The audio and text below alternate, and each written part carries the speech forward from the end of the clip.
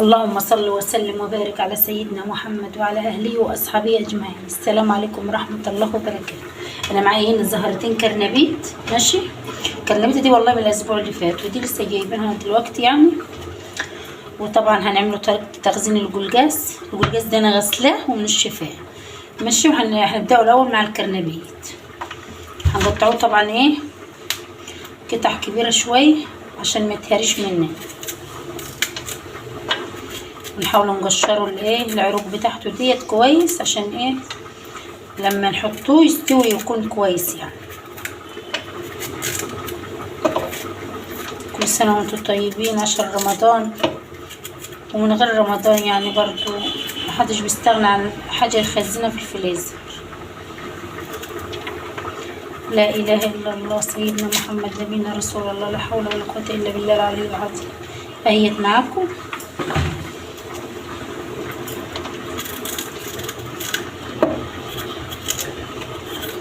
لازم ننضف العروق بتاعتها دي كويس.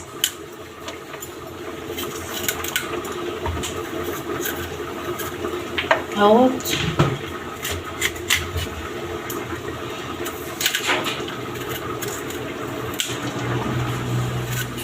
انا عاملاها قطع كبيره عشان ايه نحطها ما تتهريش مني وتستحمل ان نحطها في الفريزر وتستحمل برضو ما تنهريش.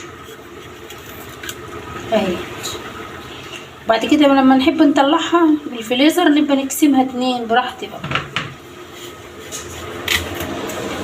لا اله الا الله سيدنا محمد نبينا رسول الله، لا حول ولا قوة الا بالله العلي العظيم.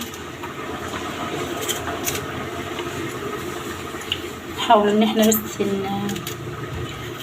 نقشره طبعا العروق ديت ونطلعه منها القشرة دي عشان خاطر ايه تستوي معانا وتكون كويس.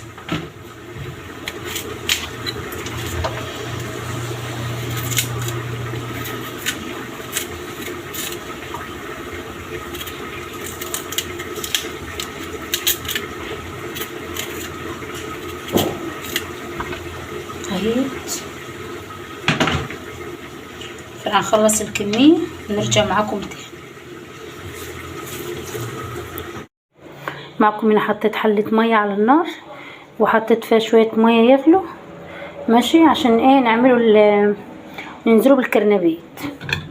معايا هنا معلقة ملح ليمون ومعلقة كمون، ننزل بها كويس. ماشي، ومعايا هنا معلقة سكر اهيت.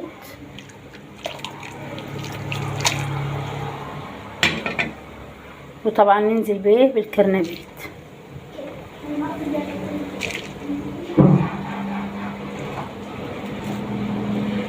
لا اله الا الله سيدنا محمد نبينا رسول الله.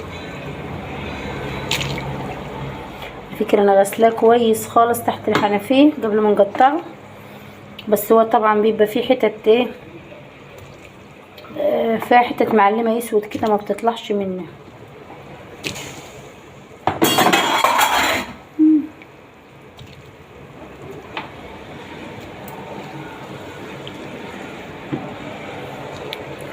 حطوني ينسلق معانا كويس، يقعد له 10 دقايق على النار بس عشان خاطر لسه هينحط في الفريزر ويستحمل يعني معانا، وعلشان خاطر لو بعد كده عايزه نطلعه نحطه في صينيه ولا نعمله في حاجه نعرف نعمله.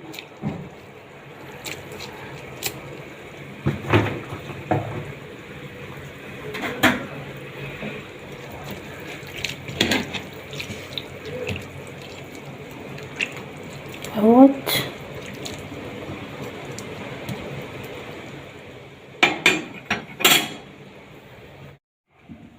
معكم كده بعد الكرنبيت ما خد 10 دقايق على النار. ماشي، انا مطلعه ايه نص سوا علشان خاطر ايه نعرف ان اني بعد كده نتحكم فيه. الفيديو مش راضي يبان من كتر الدخان. اهوت نطلعه طبعا من المية السخنة دي. اهوت هنا بقى طبعا الكرنبيت بعد ما طلعناه من المية السخنة. ماشي، انا عاملاه نص سوا يعني. بصوا جامد معايا خالص، مش مهري ولا حاجة. عشان عامله حسابي ان هو هينحط في الفريزر ماشي، والفريزر ده بيسلق الحاجه اللي في قلبه. وانا لما بنطلعه عامله حسابي ان انا ممكن انا نحطه في طبيخ، نحطه في اي حاجه يعني ايه، او اللي عايزه نقليه مثلا نديله صدمه ميه سخنه بعد ما نطلعه من الفريزر، ما يسيبوش اي حاجه كده، نعرف انا اتحكم فيه كويس، عشان هو لو انهار مش نافع ماشي. هيبرد معايا هنا، هنروح طبعا نعمله القلقاس مع بعض، وبعد كده لما يبرد نعبوه في اكياس. رجعنا مع بعض تاني، نعمله طبعا ايه طريقه القلقاس. القلقاس ده انا غسلاه كويس خالص، لاننا هنقطعه مش هنغسله ولا حاجه، هنحاول نقطعه مع بعض كويس. لو نمسكوا القلقاس نغسلوه كويس تحت الحنفيه ونسيبوها تنشف، وبعد كده ايه نقشروها ونقطعوها حتت مكعبات حسب ما رغبتك وحسب ما انت تحبي بقى.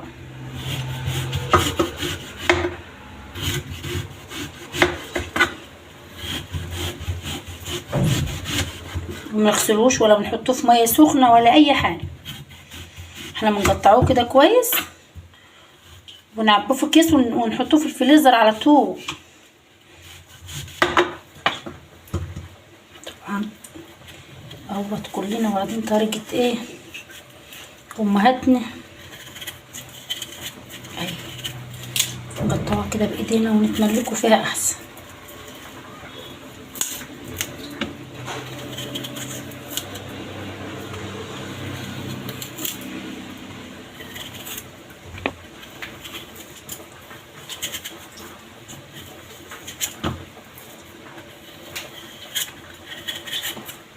هي القلقاسات قطعت معانا كويس، اهي قشرتها كويس. هنحاول بقى نقطعوها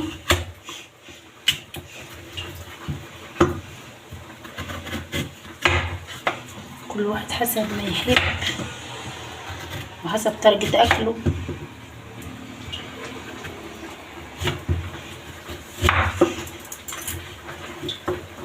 اهي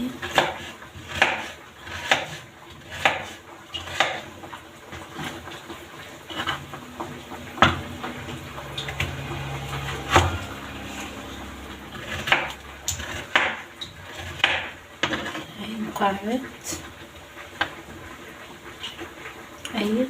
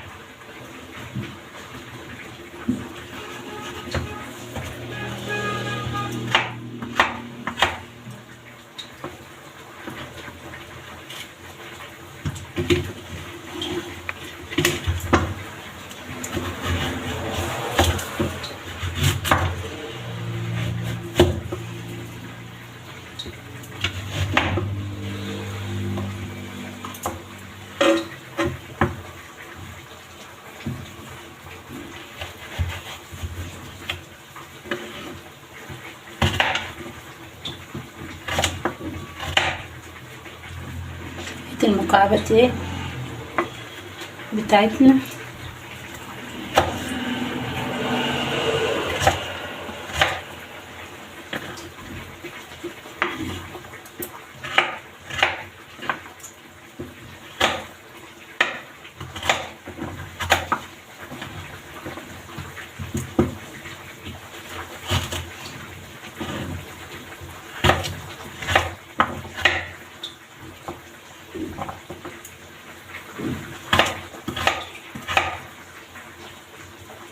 طبعا بنخزن كل حاجه بس لرمضان، بس ما بنجيبش الحاجه اللي هنفرسها كلها على بعضها، بنفرس حاجه بحاجه كده. اهي مكعبات حلوه خالص، وكمان البولكاس دي حلو ومش وحش يعني ايه، واخد اللون الموفي الحلو ده.